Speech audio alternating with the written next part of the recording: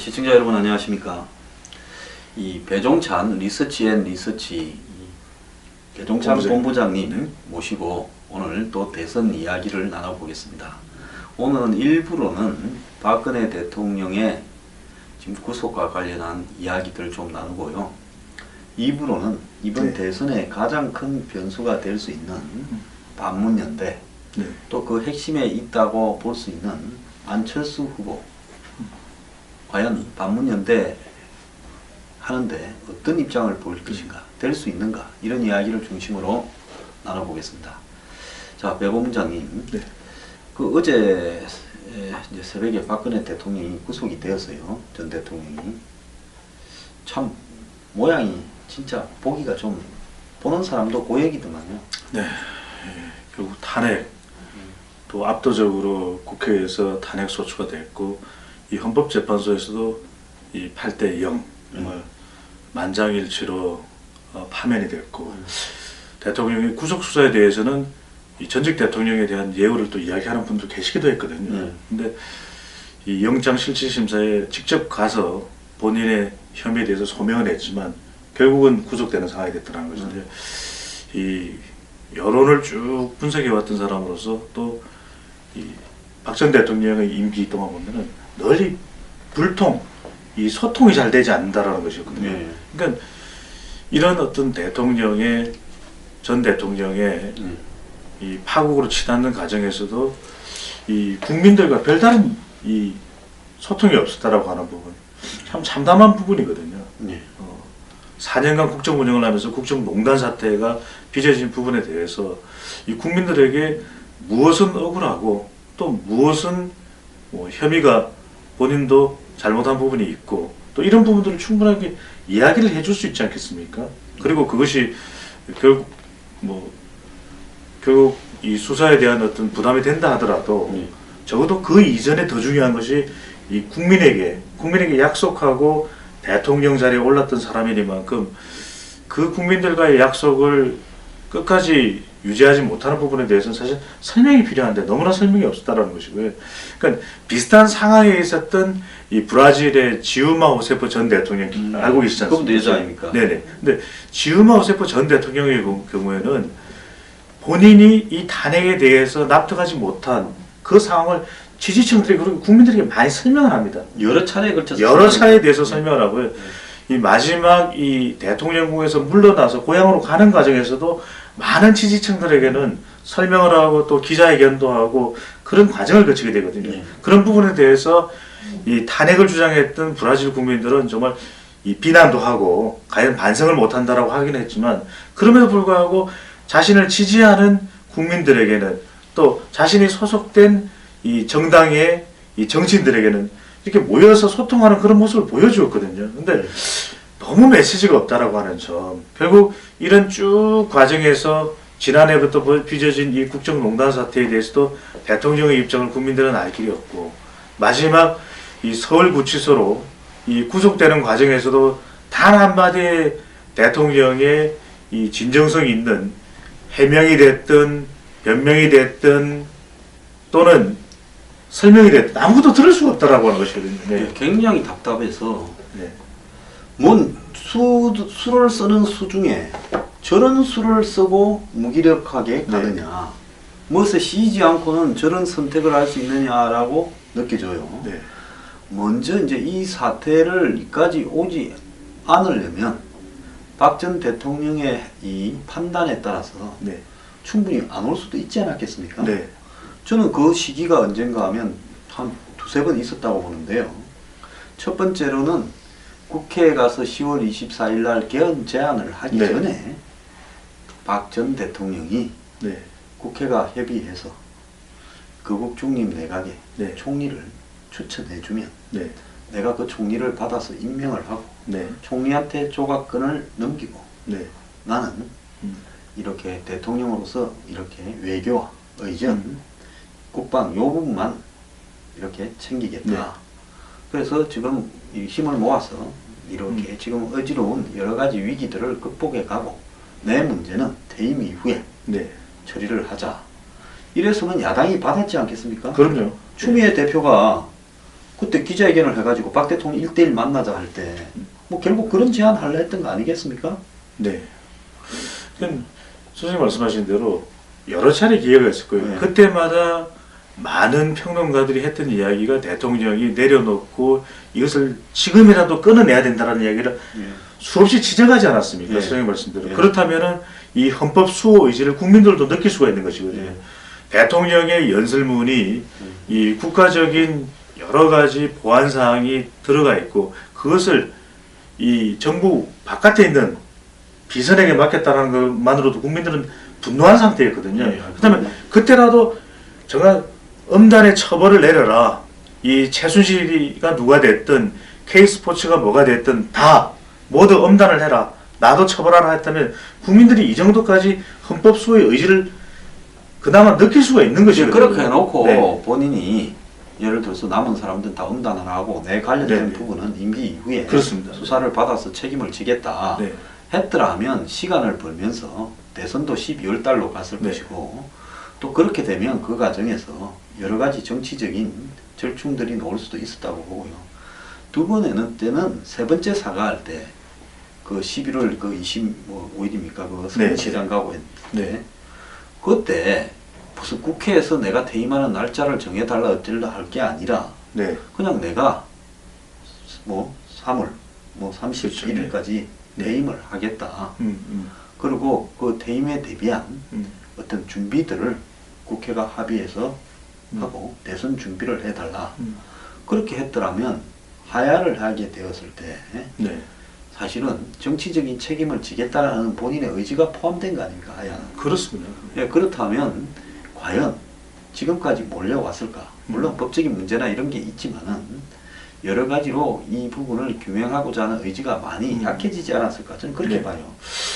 정말 중요하신 부분 중에 하나가 박근혜 전 대통령의 이런 몰락이 결과적으로는 보수층의 붕괴를 가져온 것이거든요. 보수층이 누구냐면 박 전 대통령을 탄생시킨 핵심 기반이고 그리고 한국 사회에서도 이 진보, 보수 단순하게 갈등하고 대결하는 것이 아니라 정책적으로 서로 이 균형감 있게 또 서로 간의 의견을 교환하면서 이 균형을 맞추고 가는 그런 데 있어서 진보도 보수도 다 중요하지 않겠습니까? 근데 저희가 이 탄핵 이전만 하더라도 이 1000명을 여론조사를 해보면 보수라고 스스로를 응답하는 경우가 이 350여 명에 달했었습니다.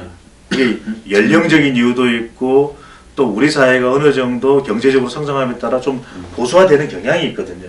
그러면 진보는 얼마가 되냐 물어보면은 한 250여 명, 한 100여 명 정도 차이가 났었습니다. 나머지는 이제 중도였고요. 근데 지금은 어떠냐? 이 상황을 겪고 나니까 말 그대로 샤이 보수가 탄생한 겁니다. 아니라 쉐임 보수가 탄생을 하는 거예요. 부끄럽다. 어디 가서 내가 4년 전에 2012년에 박근혜 전 대통령 당시 박근혜 후보를 투표했다고 할 수 있겠냐 이 상황이 발생하는 것이거든요. 그러다 보니까 지금에 와서 최근에 들어서 1000명을 전국적으로 조사를 해보면 보수는 오히려 100여 명이 줄어든 250여 명이고 진보는 오히려 100여 명 늘어난 350여 명이 되어버렸거든요. 그렇다면 보수이던 사람이 갑자기 없어져 버린 것인가 하는 게 아니라 이제는 자기 스스로를 보수라고 하기도 힘들거니와 그런 분들은 아예 뭐 대답할 가치도 없어서 여론조사에 참여해봐야 박근혜 전 대통령 구속 수사해야 된다 이런 질문들에 있어서 굉장히 부담스럽고 껄끄러워질 수밖에 없거든요. 그러다 보니까 이제는 조사에도 응하지 않는 그런 숨은 보수가 있다. 예. 예. 자기 부정이죠. 한마디로 그렇습니다. 보수의 행태에 대해서 내가 보수라고 하기에 창피하다. 내지는 박 전 대통령을 바라보면서 저 사람을 왜 내가 찍었을까 하는 자기 부정이라고 봅니다. 자, 근데 또 더더욱 이해가지 않는 부분은 이제 탄핵이 되고 난 이후에 1월 1일 기자간담회나 1월 25일 정규제 TV나 2월 한 25일쯤에 친박 단체에 감사하다라고 의사를 표시하는데 자, 아주 단순 논리적으로 촛불이 몇백만 명이라서 내가 탄핵되었으니까 나도 길거리에 몇백만 명을 모으면 탄핵이 기각되거나 각하될 수 있다. 네. 그런 생각을 했고 네. 또 변호인들을 보면 변호인들이 법정에서 법리적인 문제를 따지기보다 길거리에서 정치 투쟁에 더 현재 자체에서조차도 정치 투쟁을 했거든요. 그러면서 본인은 검찰이나 특검이나 헌재에 일체 나가지를 않았단 말입니다. 압수수색도 불행했고요. 네.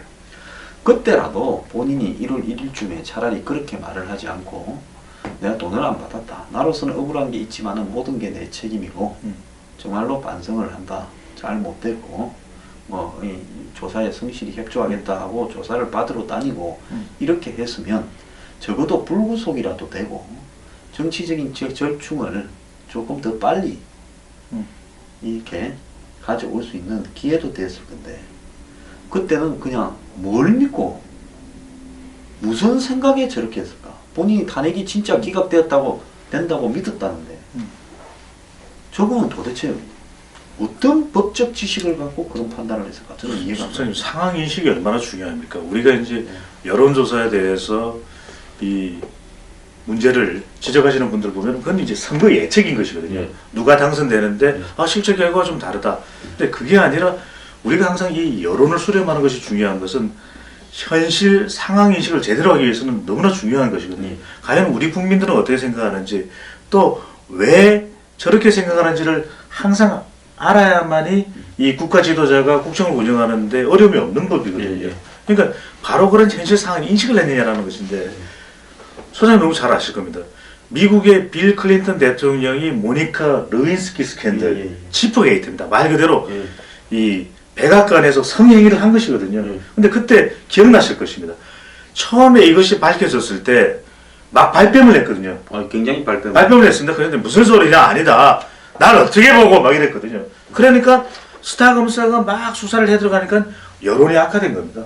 왜 분명히 많은 미국 국민들이 지켜볼 때는 분명히 성행위를 한 게 맞는데 모니카 르윈스키라고 하는 피해자도 있는데 저런 대통령이 숨기느냐. 그런데 어느 순간 가서는 본인이 상황인식을 하게 되지 않습니까? 그러면서 나와서 굉장히 국민들에게 정말 죄송한 그런 모습으로 부적절한 관계였다. 정말 낯을 들 수가 없다. 그러면서 여론이 반전되거든요. 그래서 말이에요. 차원에서는 탄핵이 통과됐는데 그러니까요. 상원에서 탄핵이 기각됐잖아요. 여기서 선생님 굉장히 중요한 게 제가 여러 차례 지적을 하고 제가 어디에 발표를 했던 논문에도 그 이야기를 했는데 대통령의 지지율이라는 것이 정치적으로 버틸 수 있는 가장 중요한 힘이거든요. 그러니까 떨어지던 지지율이 이렇게 솔직하게 국민들에게 용서를 구하고 나니까 어떤 현상이 발생했냐면 이 스타 검사가 이제는 너무 집요해진 겁니다. 그러니까 스타 검사가 또 여론에 대한 이 당시 공화당 반대 정당인 공화당에서 추천을 한 스타 검사였거든요. 근데 이 스타 검사가 너무 노골적으로 이게 성행위를 묘사를 하는 겁니다. 이 추적을 하고 하니까 국민들이 너무한다. 이제는 뭐냐 도대체 잘못했다 그러고 용서를 빈다 그러고 이러면 됐지. 그 묘사를 해서 또 모니카 르윈스키까지 어떻게 되는 거냐. 이러면서 완전히 후폭풍이 생겼거든요. 그러니까 여론에서 지지율이 오히려 올라갔습니다. 그러다 보니까 소장님 말씀하신 대로 미국은 하원 그리고 상원에서 탄핵이 돼야지 완전히 파면이 되는 거 아니에요. 그러니까 여론이 돌아서니까 상원에서 나온 이유들이 다들 저거는 탄핵 안 당한다. 이러니까 이 미국에서는 뭐냐면 이 탄핵을 각하하는 그런 게 있지 않습니까? 그걸 통해서 살아나거든요. 빌 클린턴 대통령이. 그러면서 그 뒤에 얼마나 또 국정을 잘합니까? 아시다시피. 그러니까 그 정도로 망가져가지고 다시 살아난다라는 거는 그건 뭐 청와대에서 국왕 선교를 여러 차례 했다라는 거고 또 저기 클린턴의 정액이 백악관에서 정액이 르윈스키의 코트에 묻어간 걸 검출이 되어서 FBI 직원이 와서 피까지 뽑아갔잖아요. 거의 대통령으로서 권위로는 뭐 발바닥에 떨어진 상황에서도 살아났단 말입니다. 그렇다면 박 전 대통령 같은 경우에 본인이 직접 안 받았다라는 그 한 가지 가지고 지금 쭉 버틴 것밖에 더 있습니까? 그런데도 불구하고 지금 본인이 구치소로 가버렸어요. 그래서 이런 모습들을 보면 본인이 정말 이 사태를 대처하는 방법 보면서 전략도 없었고 아무것도 없었고 주변의 변호인들은 도대체 아예 모르는 사람을 하는 게 나았을 거다. 전문직 변호사를요. 그래서 듣자니까 변호인들을 500만 원 주거나 공짜였다는 거예요. 그러면 박 전 대통령의 재산이 현금만 해도 한 12억 몇천 되면 한 1억씩 해서 변호사 한 괜찮은 사람을 한 5명 이렇게 고용해서 순수하게 법리적이나 국민 정서적인 측면을 분석해서 그냥 이렇게 처음부터 상식적인 수준의 대응을 해왔더라면 구속까지는 되었을까? 네? 그렇지 않을 수도 있다고 보거든요. 심지어 이번 1년의 그 박 전 대통령의 가정을 보면서 국민들이 너무 주변 상황도 그렇고 박 전 대통령의 이 입장도 그렇고 일종의 국민들의 분노가 사라지지 않은 것이거든요. 괘씸죄입니다. 괘씸죄. 그렇죠. 물론 실제로 범죄 내용도 더 수사가 돼서 밝혀져야 되겠지만 이런 상황에서 이 청구가 될 때, 구속영장 청구가 될 때에 이 분석을 한 법률 전문가들 이야기도 개전의 점, 헌법 수호 이제 다 연결되거든요. 그러니까 그렇게 되면은 구속영장이 발부되고 또 실질 심사에서 최종적으로 또 발부가 된다, 소명이 안 된다라는 여러 차례 법률 전문가들이 지적을 하고 있거든요. 그렇다면 소장님 말씀대로 중요한 것은 법률적으로 국민들이 원하는 것은 진정성이 있는 대답, 메시지, 기자회견, 그리고 또 전문가들, 정말 전문가들이 와서 하는 것이지 이 변호인단들이 태극기 집회로 가고 이걸 원하지는 않았을 것입니다. 국민들의 대응도. 그 사람들 네. 중에 3명은 네. 구 새누리당 이름을 그대로 딴 정당을, 새누리당을 4월 5일 날 만든다고 안에 법조인 대표로 참가했습니다. 그것도 어제 그걸 갖다가 이 문자가 돌더라고요. 어제 대통령이, 이제 전 대통령이 영장 실질 심사를 받으러 가는 날, 전 변호사는 네. 정당을 만든다고 거기에 발기인으로 참가했는데 그 사람들이 참가하게 된 동의는 박근혜 대통령의 집회에 참가해서 좀 떴다. 그걸 가지고 지금 정당 발기인으로 참가한다. 그래서 좀 그건 아니지 않는가. 예? 사람 사는 일에 도리라는 것도 있는데요. 그래서 저 사람들은 무엇 때문에 태극기 들고 다니고 현재 법정에서조차 저런 일을 했는가 하는 부분이 지금은 또 짐작도 좀 가요. 법리적으로는 그렇다 치고 지금이라도 저는 박 전 대통령이 재판 과정에서 제대로 대응을 하려면 한 1억씩 해가지고 제대로 된 변호사를 한 5명 정도 이렇게 수임을 시켜야 된다. 이렇게 보지. 지금 옆에 있는 사람들 다 배제해야 된다.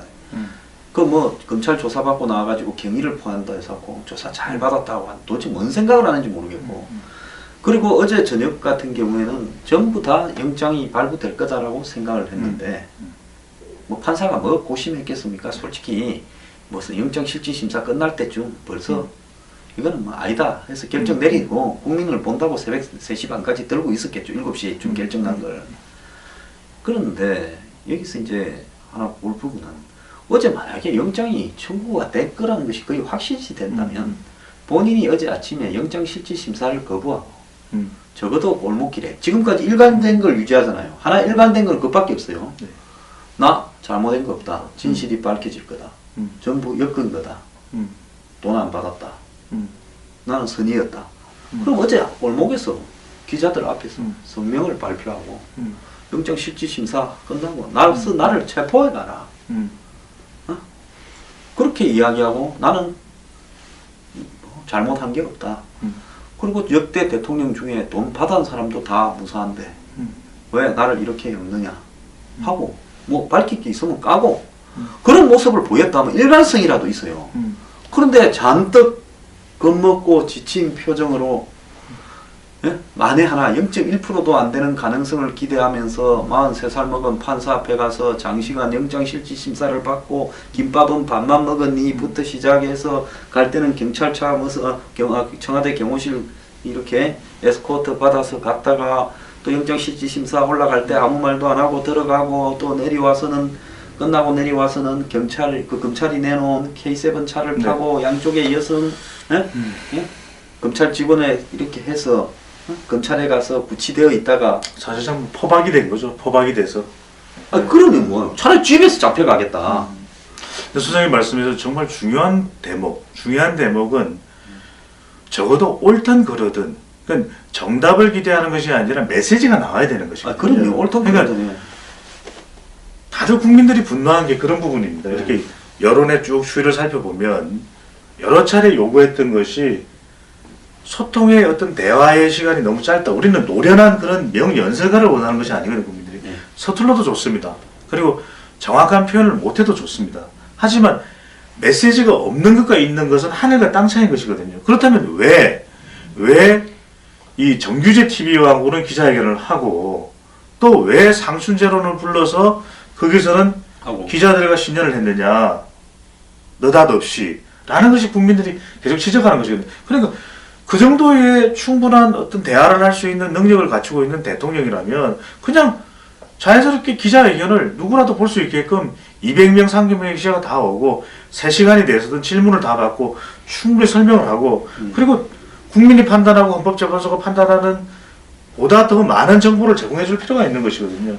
본인이 그런 마음을 가지고 있다면. 근데 전혀 그런 과정이 없이 또 소장님 말씀대로 일관되게 그랬다면 모르겠는데 그 중간에 정규제 TV와는 또는 신년 초에 번개, 전격적으로 이루어진 이런 기자회견은 너무 고개를 갸우뚱하게 되는 것이거든요. 제가 만약에 박 전 대통령이라서 최순실하고 놀아놨더라면 네. 나는 언제쯤인가 하면 10월 한 20일쯤에 네. 국정원하고 경찰, 검찰 이렇게 해서 다 불러서 역대 정권의 비리 다 좀 네. 갖고 오라. 네. 그때까지만 해도 갖고 오라면 갖고 올 거 아니에요. 그래가지고 압축 정리해서 역대 정권마다 핵심들의 비리 까진 것도 있고 안 까진 것도 있을 거고 쫙 들고 그리고 기자회견을 하겠습니다.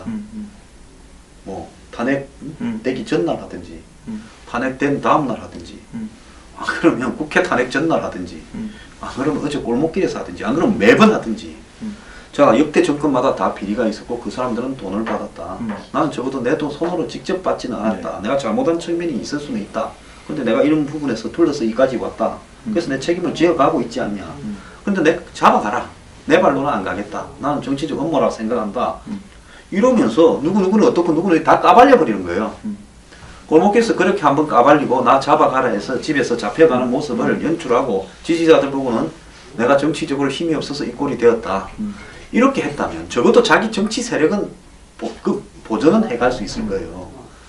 이 대통령으로서의 역할로는 국가적으로 보면 그렇게 해서는 안 되죠. 하지만 그거는 일관성이라도 있다고 봐야 안 되겠습니까?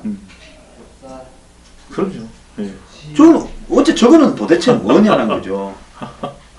아니 그러니까 매우 중요한 부분이 소장님 말씀하신 대로 아무런 이야기를 들을 수 없다라는 것. 그러니까 친북은 그냥 부정적인 것이거든요. 예. 긍정적이려면 충분히 이야기를 하고 국민들이 그 부분에 대해서 이 사리분별을 가지고 판단할 수 있는 그런 입장을 대통령이 취해줘야 되는데 대표적인 것이 소장님 보십시오. 얼마만큼 그것이 중요하냐. 그래서 지금도 어떻게 보면 우리 국민들이 정확하게 알고 있지 못한 부분도 있을 수도 있습니다. 예. 그러다 보니까 대통령은 박 전 대통령은 정말 이 무한한 악인이 되어 있는 상태고 예. 또 다른 박 전 대통령에 대한 이 피해를 받은 사람들은 무한한 선인이 되어 있는 선한 사람이 되어 있는 예.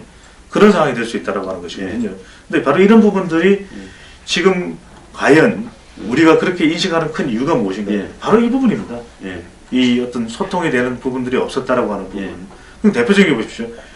똑같이 케네디와 닉슨이 TV 토론을 했지만 결과적으로 미국 국민들은 누굴 선택합니까? 케네디를 선택하는 것이거든요. 그렇죠.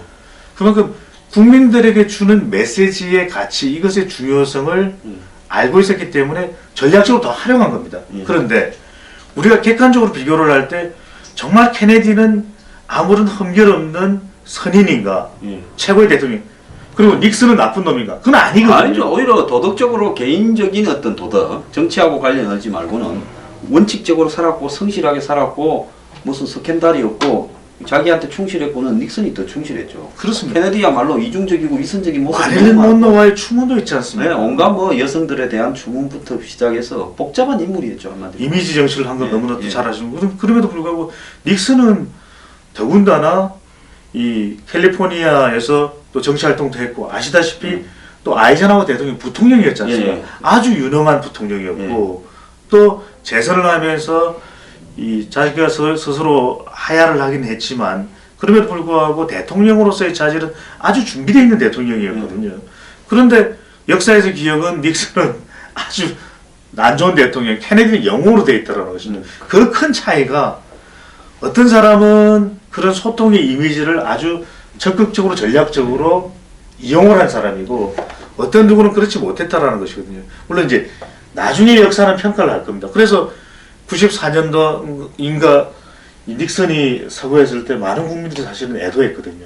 예, 나중에 돌아보니까 닉슨이라는 사람이 아주 참 나쁜 사람은 아니었구나. 예, 닉슨이 대통령을 할 때 미국 정부의 구조 개혁을 굉장히 많이 추구를 했어요. 특히 기득권을 타파하거나 이런 부분의 업적을 굉장히 이루었는데요. 능력은 개인적으로는 출중한 사람이었는데 성격이 이렇게 외향적이지 못하고 또 이 자신 내부에 좀 콤플렉스가 있으면서 대외적인 발표나 이런 이미지 전달에 능하지 못한 결과가 그렇게 큰 차이를 가져온 거 아니겠습니까? 그런 어떤 부분으로 봤을 때 박 전 대통령이 선거의 여왕 잘 나갈 때 성부사 이랬잖아요. 네. 그런데 막상 자기 인생에서 가장 중요한 순간에 자기 일을 저렇게 무기력하게 이렇게 보이는가. 그리고 마지막에는 한마디로 43살 먹은 판사한테 선처를 갖다가 이렇게 부탁하는 것처럼 자 차마 진짜 더 심한 말은 못하겠습니다. 저러면서 아무 메시지 없이 저렇게 우울한 표정으로 맥없이 잡혀가는가. 정치하다가요 돈 먹을 수도 있고 잡혀갈 수도 있는데 전두환 전 대통령과 노태우 전 대통령을 두고 봤을 때 인기는 전두환 전 대통령이 싫어하는 사람도 엄청 많지만 네. 또 그래도 남자답다라거나 이렇게 보는 사람들도 있어요. 그렇습니다. 옳고 그름의 평가는 아니고요. 물론 역대 대통령 지지율을 조사를 해보면 전두환 전 대통령, 노태우 전 대통령 두 사람 모두 지지율은 거의 안 나타날 정도로 꼴찌에서 뭐 거의 다 거기서 거기지만 뭐 평가를 낮게 받고 있는 대통령이 됐는데 국민들이 그들을 그래도 기억을 하는 이유는 메시지가 분명히 있었거든요. 검찰에 소환을 돼서 구속당하기 직전에 본인의 입장은 분명하게 밝혔습니다. 밝혔고 노태우 전 대통령도 노태우 전 보니까 대통령도 기업들에게 미안하다라고까지 했더만 네. 그래서 요즘 정치인들에 비하면 네. 아니 잡혀가면서 나한테 돈 준 기업인들한테 정말 미안하게 생각한다. 저렇게 솔직하게 이야기했나 싶더라고요.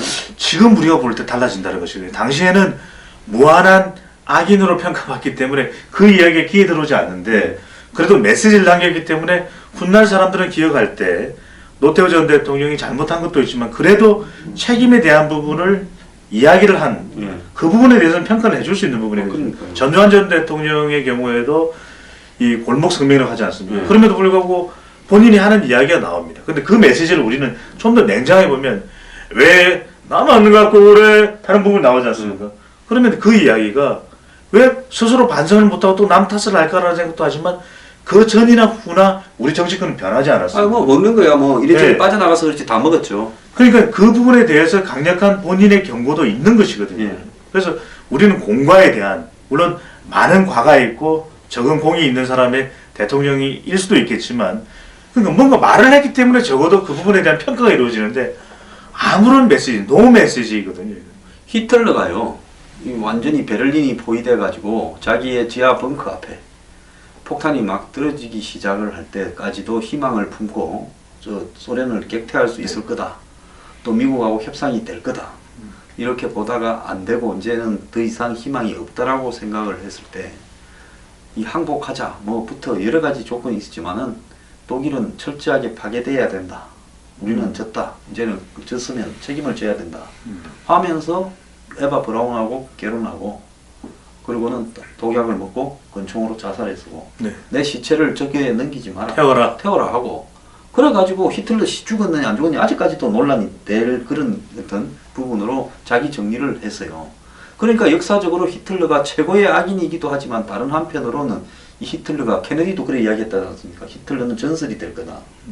실제로 전설이 됐죠. 어쨌든 나쁜 의미지만은 그래도 적어도 악인이지만 일관성은 있었다라는 거 아닙니까? 그래서 어제 제가 박 전 대통령을 보면서요 정말로 대통령을 해서는 안 될 사람이 대통령이 되면서 수많은 사람에게 미지의 신화를 알려주었다가 이제 그 사람들을 전부 다 한마디로 실망의 수렁 속으로 끌어들여서 그들의 마음까지 다 짓밟아 버리고 가는구나 생각을 했습니다.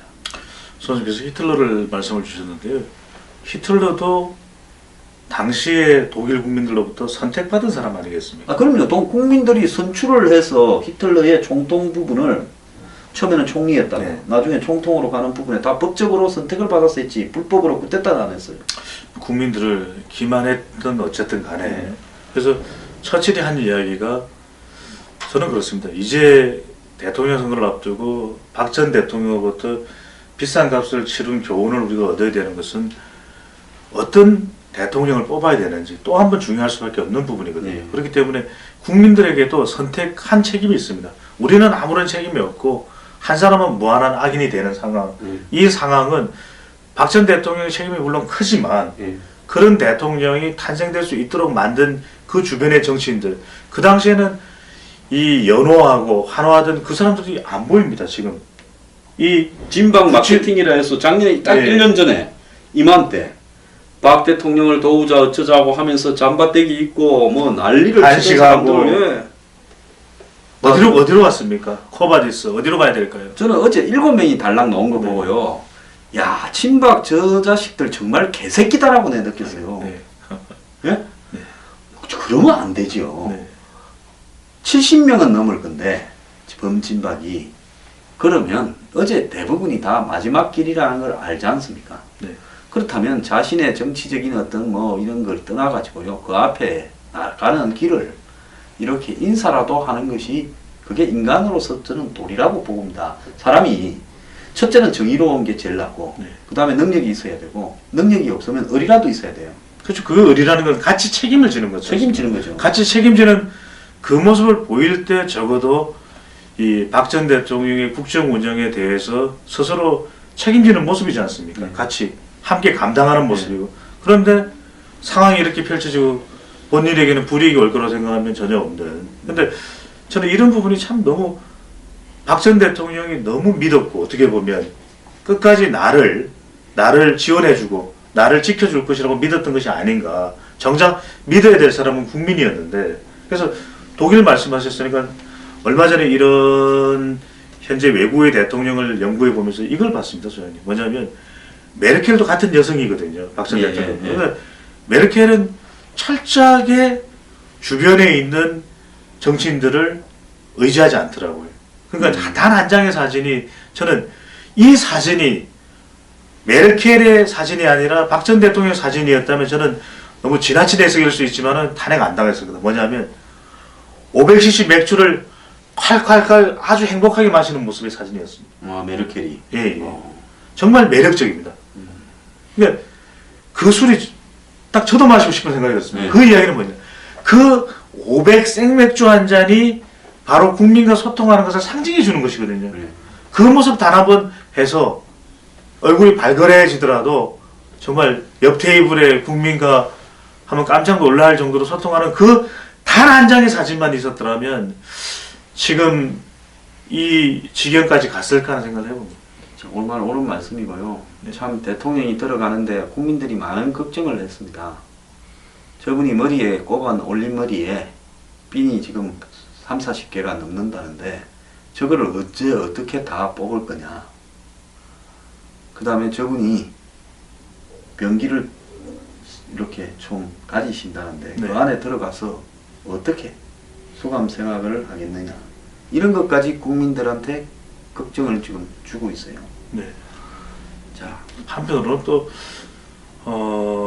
마무리하는 시점에 저는 그 이야기도 꼭 하고 싶습니다, 소장님. 요즘 많은 방송에서 저는 글쎄 잘못한 점, 국정에 있어서 미흡했던 점, 소홀했던 점을 지적하는 것은 좋은데 너무 지나치게 올림머리를 이야기하고 또 원장이 왔네 마네 이야기하고 병기를 이야기하고 그럴 뭐 그런 부분이 좀 또 아쉬운 점일 수는 있겠지만 또 사람의 성격에 따라서 이런 위생에 있어서 좀 예민한 사람도 있을 수도 있고요. 꼭 박 전 대통령만일까요? 어떤 데는 뭐 변기에서 다른 사람이 뭐 사용 많이 하는 그런 공중 변기에서는 또 이 볼일을 못 보는 분들도 계시거든요. 그런 예민한 성격도 있는데 뭐 대통령이 완벽한 사람은 아니지 않습니까? 그러니까 저는 지나치게 본질적인 것 이외의 이야기, 뭐 옷이 어떠네, 뭐 옷에 뭐 돈을 옷 의상비를 돈을 따발을 던졌네 이런 이야기는 과연 이것이 본질일까 싶은 생각이 들고 좀 그런 부분도 좀 워워할 필요가 있다. 너무 지나칠 정도로 이 본질적인 것과는 관계없는 부분에 집착을 해서 사람을 끝까지 흠집을 과연 내야 되는 건가. 물론 대통령의 일거수일투족이 국민들의 관심사는 되지만 저는 본질과 벗어난 뭐 머리가 어떠네 뭐 옆에 뭐 보톡스를 맞아서 빵빵해졌네 뭐 이런 부분들은 좀 적당히 하는 건 좋은데 너무 나가지 않았나 싶은 생각이 예. 듭니다. 네. 그래서 그런 것들도 이야기가 많이 도니까 네. 그런 어떤 부분에서 정말 저분이 어떻게 이 수감 생활을 감당을 하겠느냐 네. 굉장히 걱정스럽습니다. 근데 제가 하나 더 드리고 싶은 부분은요. 이제 우리가 현직 대통령이던 사람이 불과 한 보름 만에 이제 비자가 되어서 구속이 되어서 구치소에 갇히는 모습을 목격을 했는데요. 이제 지금 이후로는 이제는 이 대통령이 자신이나 자신의 측근 가족에서 조그만 하자도 있으면 탄핵으로 몰리거나 구속될 가능성이 매우 높아졌다.